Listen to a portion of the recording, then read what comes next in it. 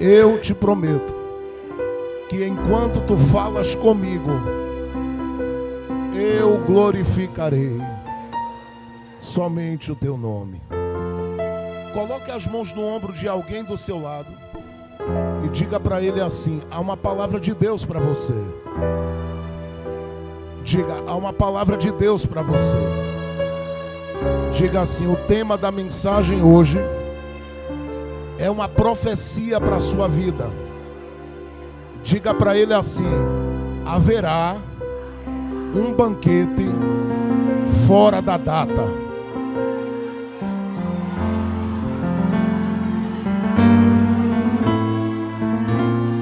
Você tem coragem de falar para mais duas pessoas? Diga para ela: haverá um banquete fora da data.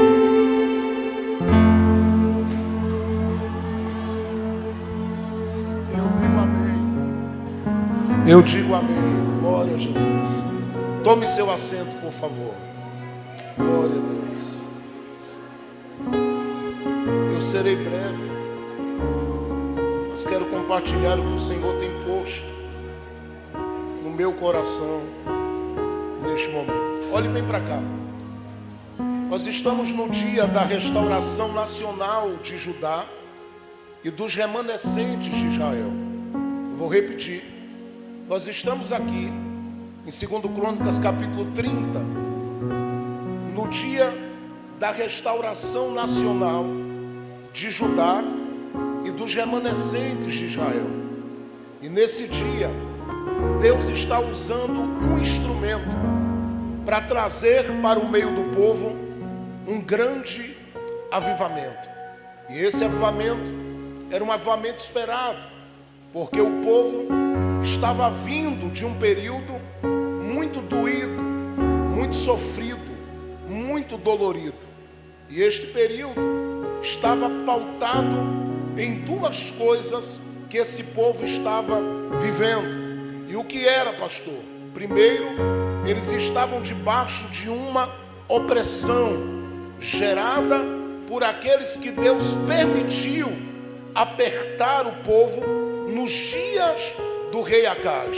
Segundo, eles estão vindo de um momento doído, porque eles viram, eles assistiram quando o rei Acaz tomou uma decisão de andar num caminho que não era o caminho que Deus havia proposto para os reis de Judá.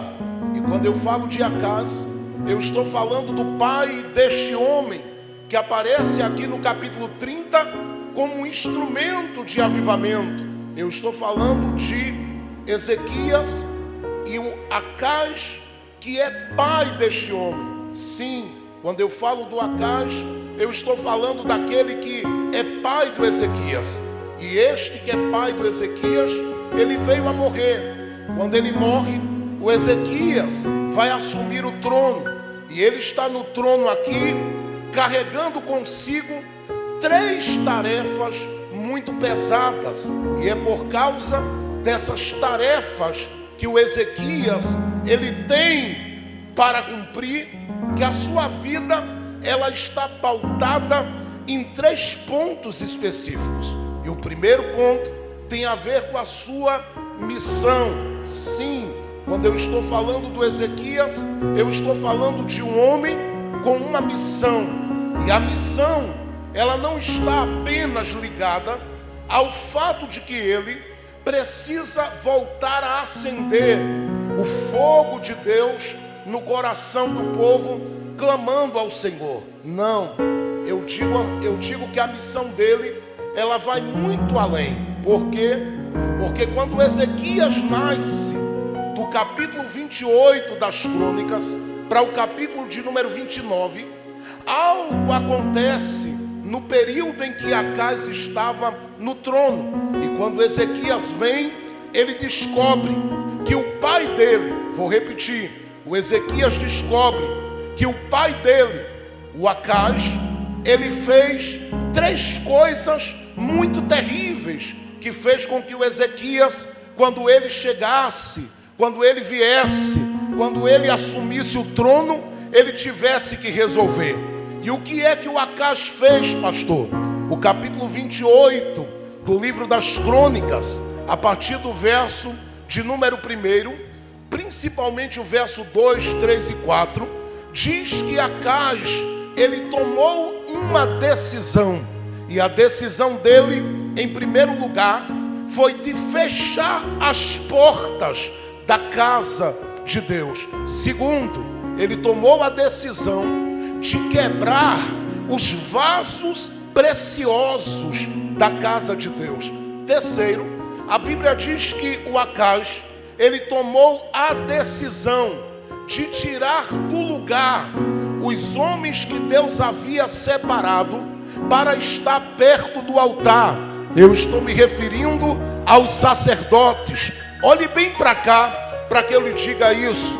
Eu estou me referindo aos sacerdotes. O Acaz, quando ele estava no poder, ele tirou os sacerdotes do lugar da sua vocação e fez com que esses sacerdotes se afastassem do sacrifício, do altar, do lugar do fogo de Deus, do ambiente da glória, do lugar da graça e da revelação de Deus. E como ele fez isso, isso fez com que Deus se irasse. E Deus permitiu que Tiglat-Pileser, ele viesse contra Judá e apertasse toda Judá nos dias de Acaz. E diz a Bíblia que quando o Senhor permitiu que essa opressão chegasse, o Acaz não suportou e veio a morrer. O Ezequias nasce, ele cresce e ele vai começar a reinar com 25 anos de idade. Está em 2 Crônicas capítulo 29. E quando ele vai passar a reinar com esses 25 anos de idade, a Bíblia diz que ele olha para um lado e para o outro, e as primeiras atitudes dele não são as atitudes de Acaz. Por quê? Porque ele logo entendeu que ele não nasceu por acaso e que ele não estava no trono por acaso. Ele logo entendeu que ele tinha uma missão, e essa missão estava pautada nesse tripé. Primeiro, ele tinha que voltar a abrir as portas que o rei Acaz havia fechado. Preste atenção, vou repetir mais uma vez. Ele sabe que ele tinha que abrir as portas que alguém tinha fechado.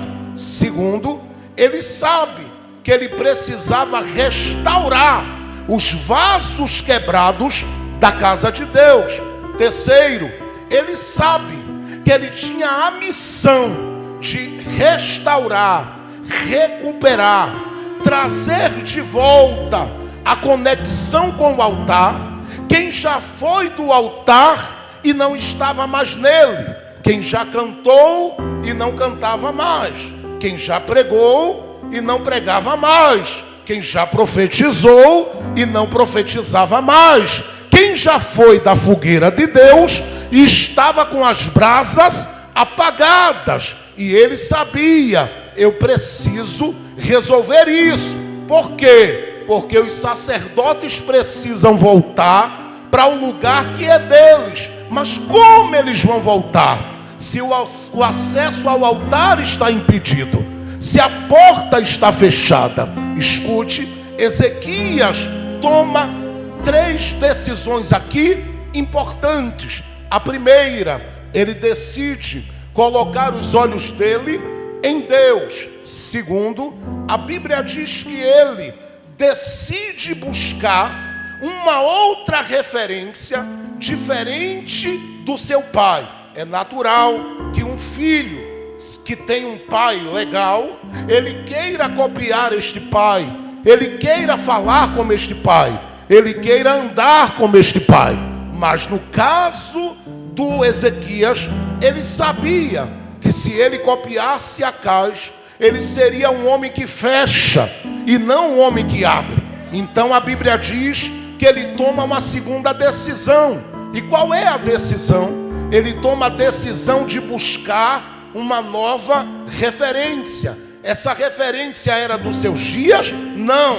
A melhor referência que ele tinha estava no passado. E é por isso que a Bíblia diz, em 2 Crônicas, capítulo 29, que ele decidiu, está no verso 2, andar, copiar, fazer e viver nos caminhos do seu pai Davi. Olha que interessante, ele buscou uma outra referência. Eu vou dizer mais uma vez, hein? Ele buscou uma outra referência. É uma decisão do coração, porque ele sabia, se eu virar uma página, eu vou ver o que o meu pai fez e posso fazer igual. Porém, eu não quero fazer como o papai fez. Eu quero olhar para alguém que me inspire a andar com Deus, a ser de Deus, a viver para a glória de Deus. Escute aqui que eu vou profetizar algo sobre a sua vida. Há um futuro de Deus para a sua vida. Porém, esse futuro será definido pela decisão que você tomar. De que referência você vai buscar? Ei, eu sei que nós estamos vivendo dias onde há muita gente andando por aí, fechando as portas. Porém, Deus está dizendo, se você olhar para esses, você vai se tornar um novo Acais. Porém, se no seu coração você decidir olhar um pouquinho mais para trás, você vai ver que houve gente que com uma harpa que tocava, demônio batia em retirada.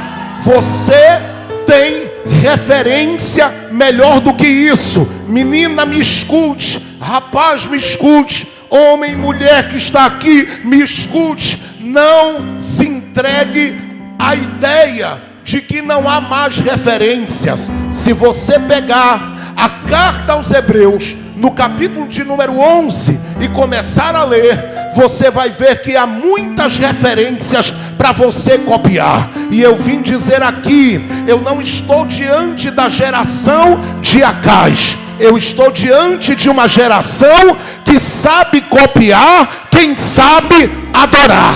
Ei, eu vou dizer de novo, hein? Eu estou diante de uma geração que sabe copiar quem sabe adorar. O teu negócio não é com gente fria. O teu negócio não é com gente vazia. O teu negócio não é com gente desmantelada. O teu negócio é com gente que mexe com o céu quando abre a boca. Quem está comigo aqui entendendo o que eu estou lhe dizendo?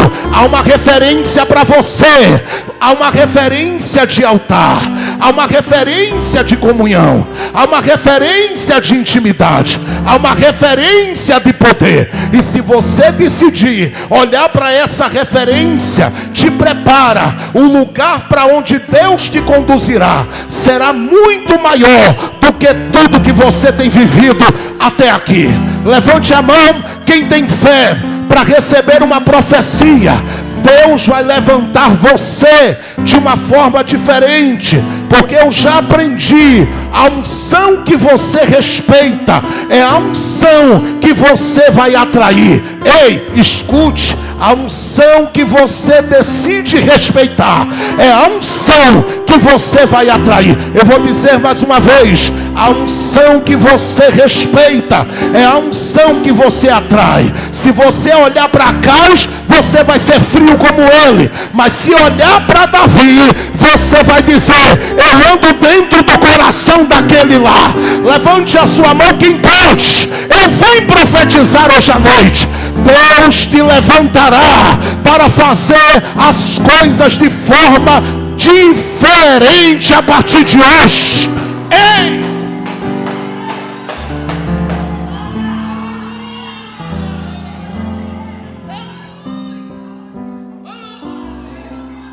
Eu estou ouvindo Ele falar comigo aqui, e eu estou sentindo Ele aqui, e Ele está dizendo para o seu coração, há uma mudança de rota. Você estava partindo para o lugar da frieza, Deus está te trazendo para perto do fogo novamente.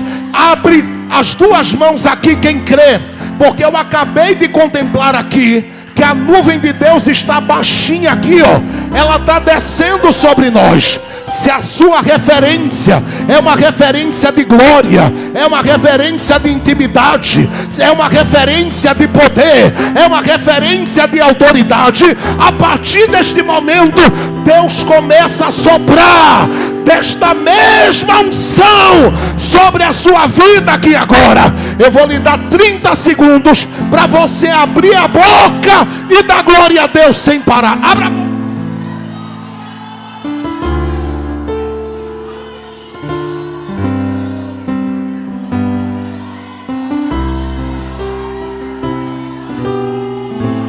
A nuvem está descendo bem baixinha aqui. Quem quiser, toque nela.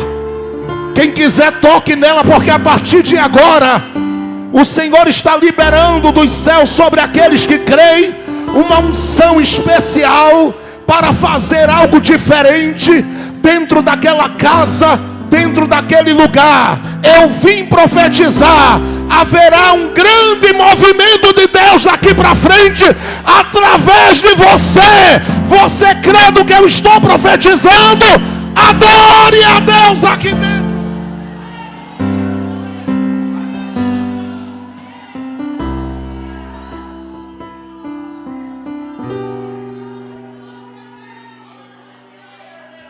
O Ezequias toma uma terceira decisão.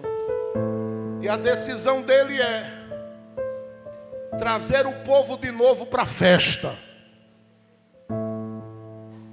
E deixe-me dizer aqui,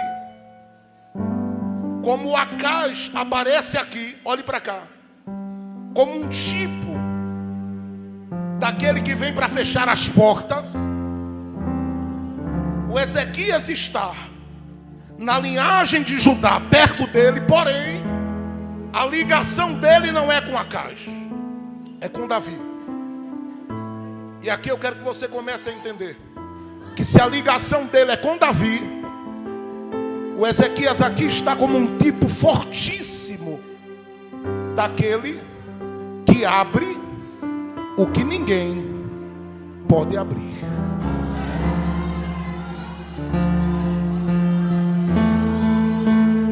O texto diz que ele andou no caminho do seu pai Davi.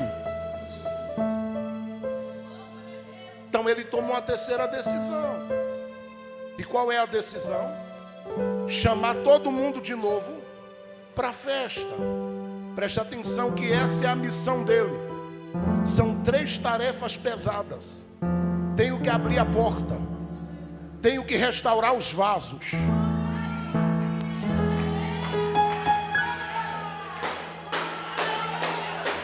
tenho que trazer os sacerdotes de volta para o altar. Como é que ele vai fazer isso? Entendendo uma segunda coisa, que se tudo passa pela decisão dele, em segundo lugar, ele compreende aqui, escute isso, que ele só pode fazer o que tem que fazer se ele priorizar a Deus antes de qualquer pessoa. Isso é interessante, porque quando você lê o capítulo de número 29, 30 e 31, você vê Ezequias se movendo e fazendo 3 coisas de uma forma muito constante. A primeira é oferecendo o que ele tem de melhor. E ele coloca diante de Deus oferta. Diga oferta. Fale alto, diga oferta. Segundo, ele decide. É uma decisão dele, pastor Rafael. Ele, no coração dele, ele entende que ele precisa não só ofertar o melhor, mas ele precisa falar com Deus constantemente. E isso é interessante, porque ele está aqui o tempo todo ligado a gente por quem ele ora. E se você olhar, por exemplo, para o capítulo de número 29 e o capítulo de número 30 de Crônicas, você vai perceber ele orando e se conectando com alguns grupos de pessoas. O primeiro grupo que ele se liga ou ele se conecta. A Bíblia diz que são os maiorais da cidade.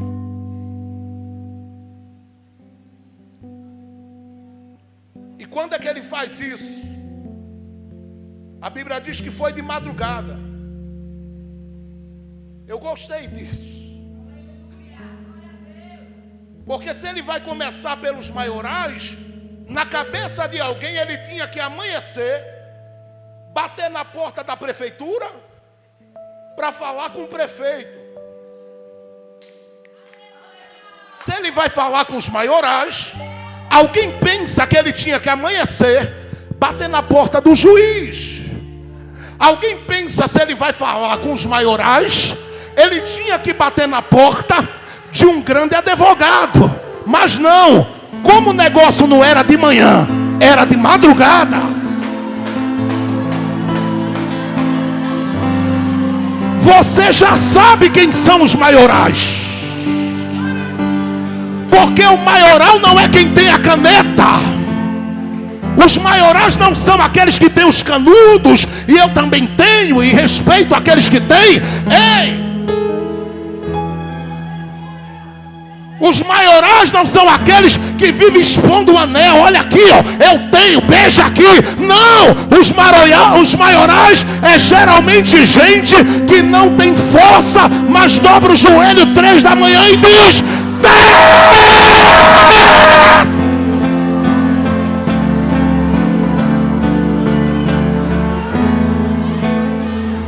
Dá uma olhada para esse vaso que está do teu lado e diga assim: tu é grande e eu nem sabia.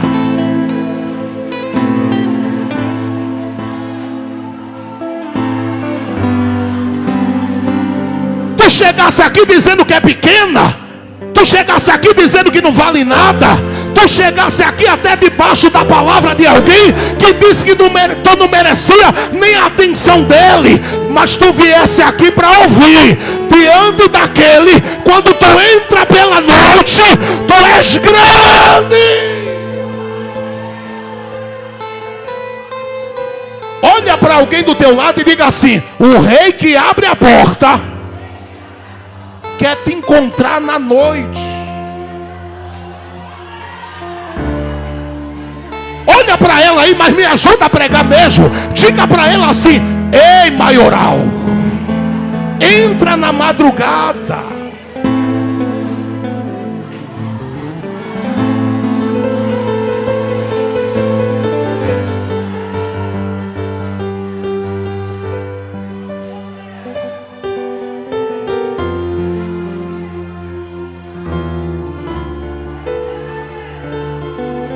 Tem gente que pensa que os maiorais é quem tem muito. E deixe-me dar uma palavra, porque como pastor de ovelhas, eu sinto no meu coração, quando eu ando por esse Brasil, em algumas oportunidades que Deus tem me dado, de estar com alguns líderes e pastores, em algumas oportunidades que eu tenho de entrar na casa deles e orar com eles, com a sua família, eu tenho dito a alguns colegas: não se enganem.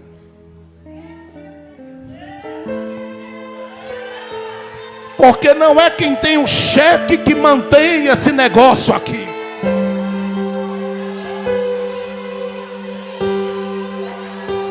Não, eu vou dizer de novo: não é quem tem um cheque forte que mantém esse negócio funcionando. Ajuda, coopera, mas quem sustenta isso de pé aqui é os maiorais que andam.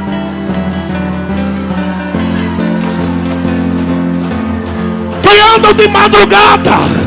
Alguém aqui sabe o que é orar de madrugada? Dá um pulo da cadeira e dá um grito de glória.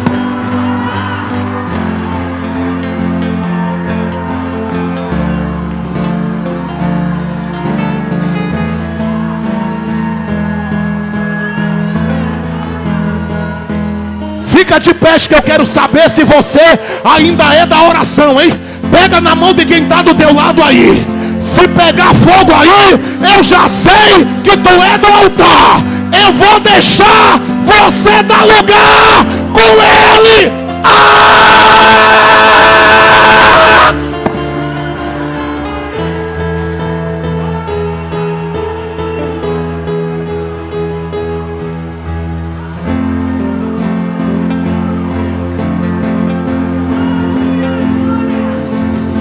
os vasos de fogo que ainda ora? Cadê os vasos do altar que ainda ora?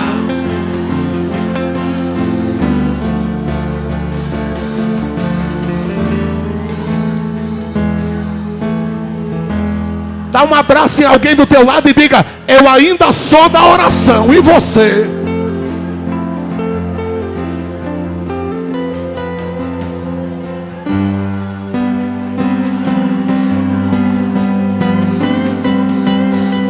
Cadê os maiorais? Cadê?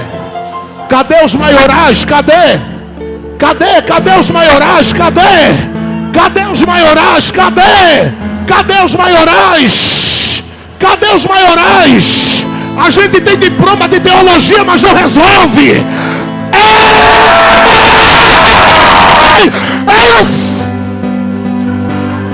tem que orar, tem que orar, tem que orar, tem que orar, tem que orar.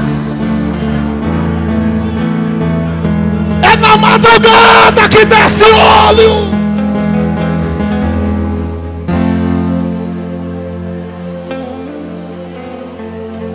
Levante as duas mãos quem crê nesse negócio.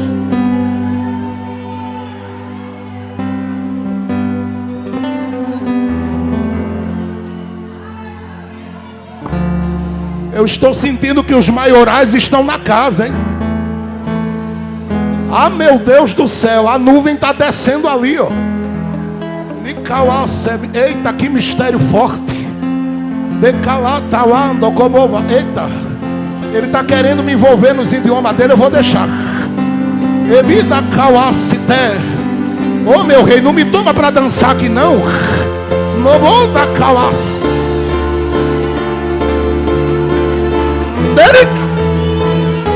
Ô meu rei, me segura aqui. Segura teu preto, senão eu vou ser arrebatado aqui.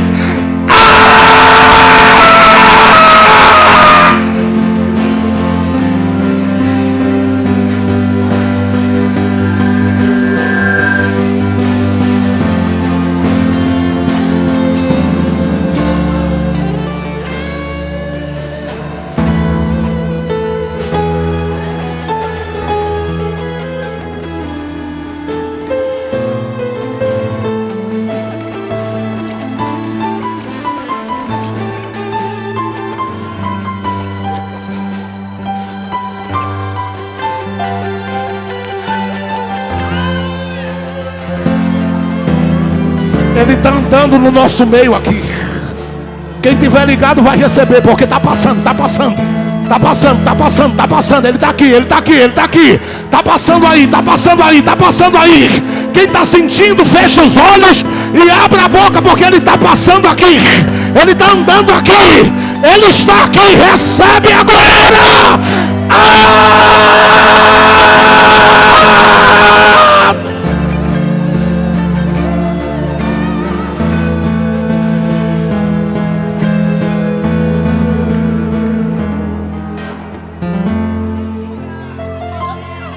Ele é com as tuas mãos. Enquanto tu toca nela, ele desce com o abraço que ela precisa agora. Tá pouco barulho para muito vaso.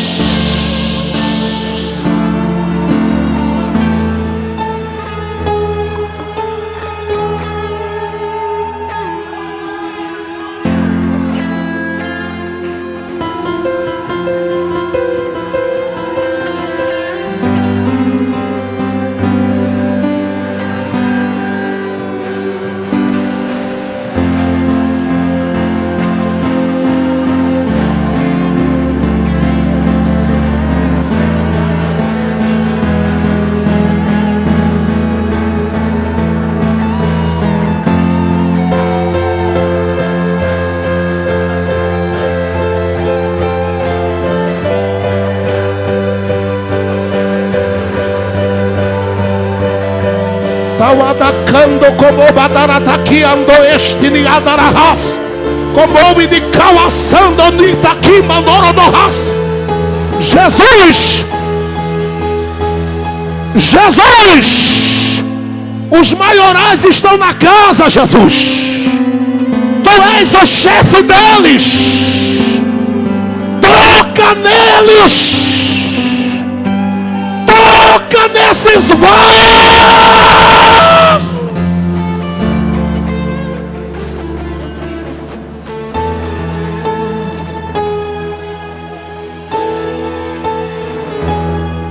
Eu quero ouvir as línguas estranhas no arraial. Batiza agora, Jesus.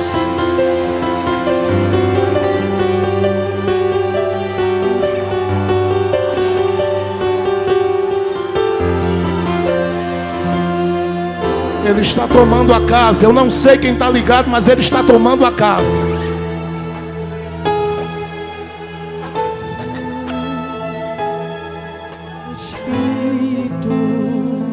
Há um tempo novo para o nosso ministério.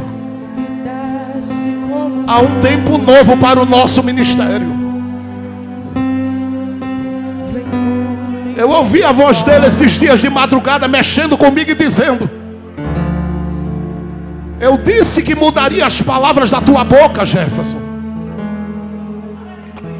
mas tu ficasse muito educado, ficasse muito fino.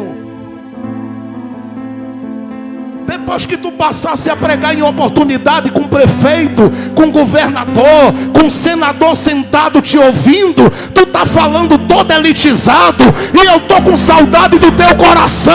Cadê você, meu preto?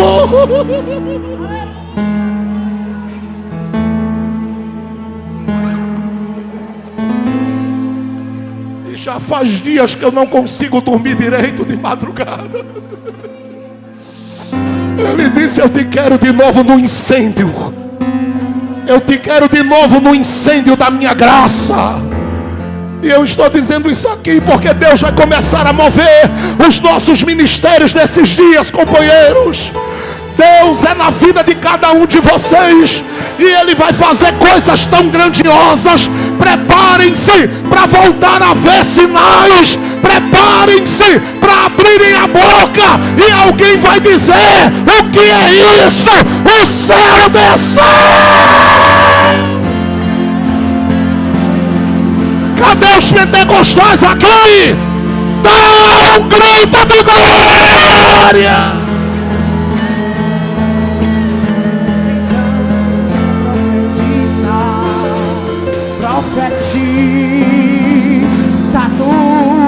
Eu sei que você é educado, mas você é pentecostal.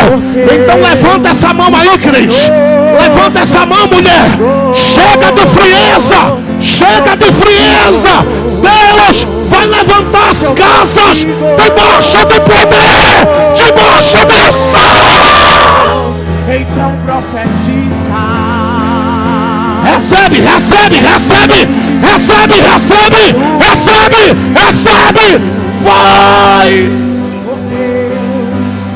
Canta. Sou contigo.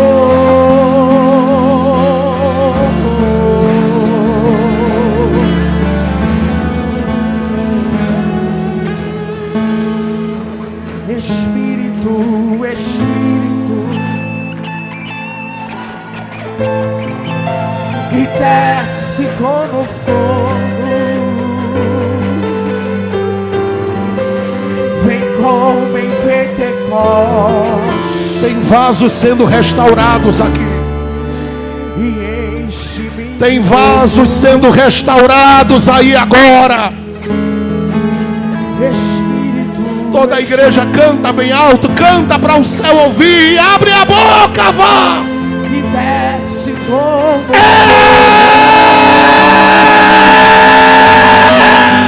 vem como em Pentecostes. E enche-me. Que os demônios batam em retirada. Os Ezequias se levantam cheios.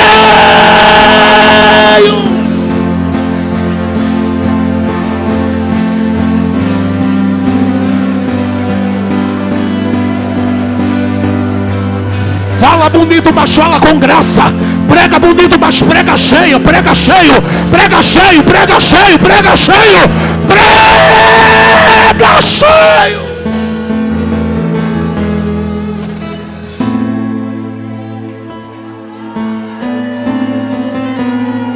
Dê as mãos a alguém, por favor. E fique de pés. Fique de pés. Escute. O Ezequias diz: para que o avivamento aqui aconteça, eu vou ter que estar na fiação lá em cima.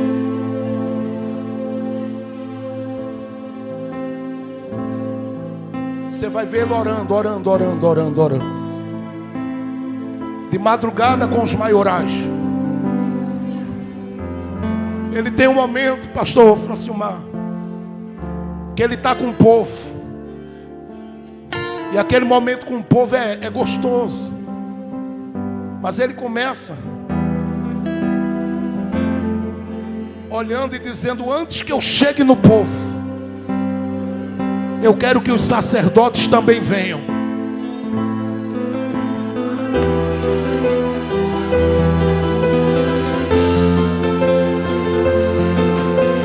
Dolor e me caua sede da comanda.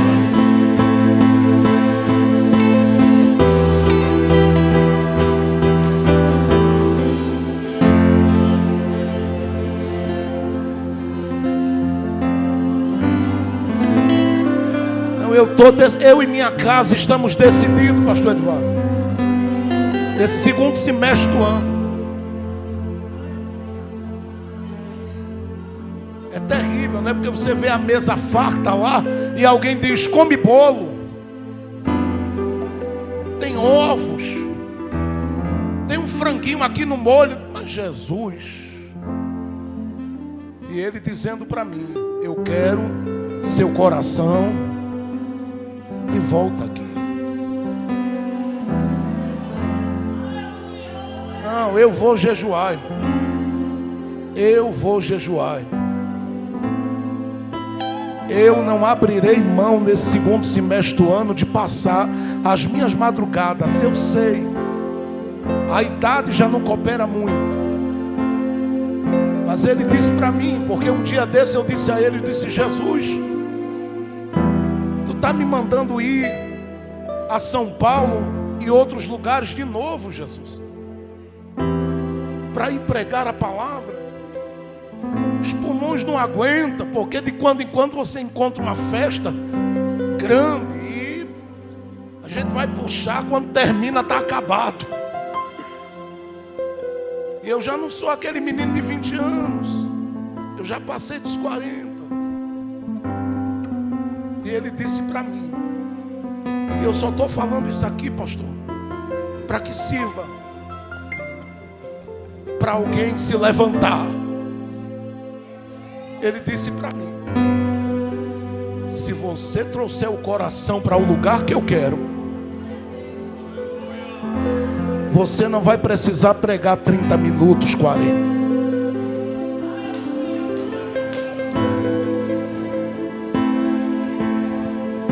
Eu tenho uma certeza dentro de mim, porque eu aprendi com homens e mulheres de oração desta terra. Eu tenho uma certeza dentro de mim que a nossa geração ainda não conheceu o que Deus é capaz de fazer através de um homem e de uma mulher de Deus, cheios do Espírito Santo. Mas eu vim dizer hoje aqui: vai nascer um tempo novo para as nossas vidas a partir de hoje.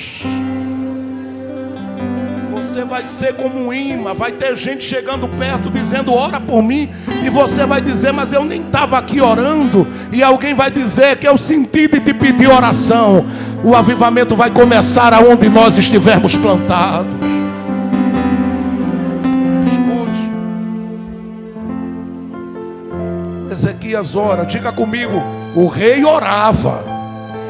Fala alto assim, diga: o rei orava e orava muito. Diga assim: dos maiorais, sacerdotes, até o povo, ele gastou algumas horas de oração.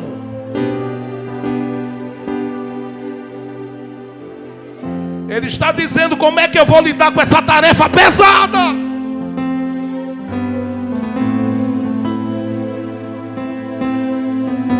ele entende, tem que ser ligado com Deus. É orando. Como é que eu vou trazer o povo para a festa de novo? Escute, orando. Só que quando você olha para o texto é maravilhoso. Porque o rei que ofertava, o rei que orava, o rei entendeu que podia compartilhar uma palavra de consolação para os corações. Escute o que eu estou lhe dizendo. Porque ele vai falar com sacerdotes. Diga, sacerdotes. Quem são esses sacerdotes aqui? Escute que eu já termino. É uma geração parada. Diga, uma geração parada. Parada pelo quê, pastor? Pela força de Acaz. Acaz disse, vocês aqui não sacrificam mais. Parou. Aqui vocês não cantam mais. Parou. Aqui vocês não gritam mais. Parou.